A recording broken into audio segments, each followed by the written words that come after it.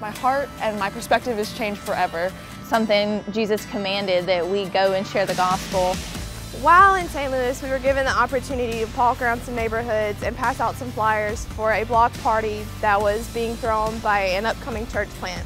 It was a neighborhood that desperately needed the love of Jesus, and I was curious to know just how much we were able to witness to that community. They told us that 15 lives were saved at that event, and that every single one of those came to the first service of the church plant. We were there for 8 days, and we were serving on this campus in Rio. We walked up on this group of 8 people. They were just sitting down. There was an atheist, there was an agnostic, there was a non-practicing Catholic.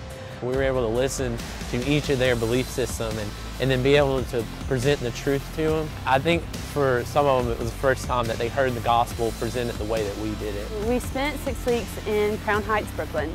A team of 14. We worked with Mosaic Baptist Church, put on mission for them to go into different coffee shops, just be very persistent in building relationships and just kind of talk to them about why we're here, what we're doing, and who we're serving. You're never going to fully trust God unless you let Him take over, and so if you feel like you trust Him, then just go on a mission trip and see how much you don't. We traveled all over the Philippines. We were a traveling team, traveling mobilizers.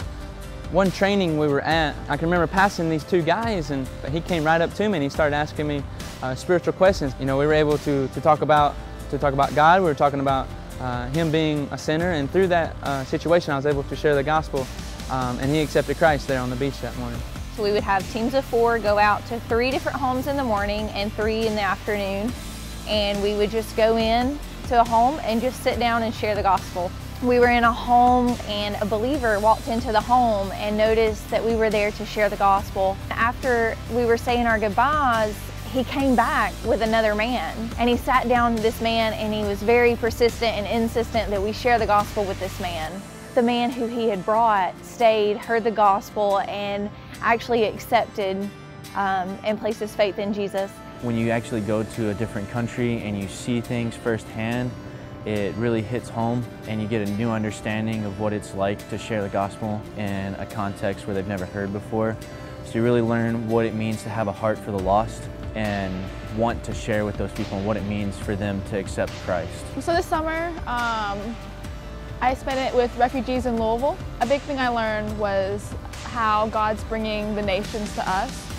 I met these 2 refugee ladies. She was so loving to me. She had so much joy, and like her hospitality was greater than anyone else I've ever met before.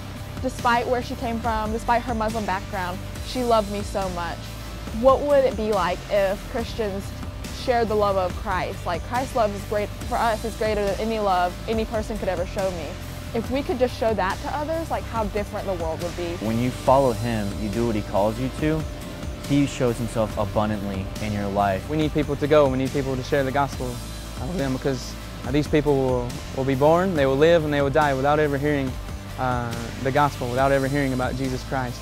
Answer the call, be faithful and obedient. Take that step of faith, take that step of obedience, and allow God to work in you and through you and to change you. I am a one-mission student.